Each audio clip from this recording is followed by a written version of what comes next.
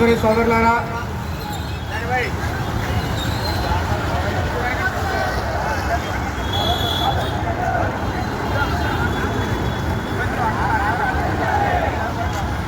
సోదరి సోదరులారా, జూలై 9వ తేదీన 11 కేంద్ర కార్మిక సంఘాలు, ఫెడరేషన్లు దేశవ్యాప్తంగా సమ్మెకు పిలుపునిచ్చినాయి. యాక్చువల్గా అసలు ఈరోజే దేశవ్యాప్తంగా సమ్మె జరగాల్సి ఉంది. కానీ దేశంలో ఉన్న ప్రత్యేక పరిస్థితుల రీత్యా ఈ సమ్మెని 9వ వాయిదా వేసింది, జూలై 9వ తేదీకి కేంద్ర కార్మిక సంఘాలు. కానీ ఈరోజు దేశవ్యాప్తంగా జిల్లా కేంద్రాల్లోనూ, రెవెన్యూ డివిజన్లోనూ, ప్రాంతాల్లో, నివాస ప్రాంతాల్లోనూ కార్మిక సంఘాల ఆధ్వర్యంలో పెద్ద ఎత్తున నిరసనలు తెలియజేయాలని చెప్పి పిలుపునిచ్చినాయి.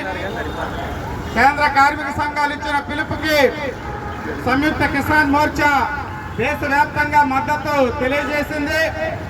ఇటువంటి నేపథ్యంలో ఇక్కడి నిరసన కార్యక్రమంలో పాల్గొంటున్న కార్మిక సోదరి మనులందరికీ, రైతు కర్షక సంఘాల నుంచి వచ్చిన నాయకత్వానికి కేంద్ర కార్మిక సంఘాల తరఫున ధన్యవాదాలు తెలియజేస్తూ ఈ ధర్నా కార్యక్రమాన్ని, నిరసన కార్యక్రమాన్ని కొనసాగించడం జరుగుతుంది. ఈ కార్యక్రమానికి సీగారావు గారు, ఏఐటీసీ నగర ప్రధాన కార్యదర్శి ఎం సాంబశివరావు గారు అధ్యక్షత వహించి కార్యక్రమాన్ని కొనసాగించవలసిందిగా కోరుతున్నాం.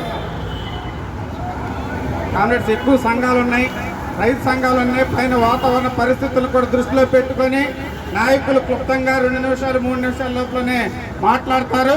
అధ్యక్షుల వర్గం ప్రారంభిస్తారు.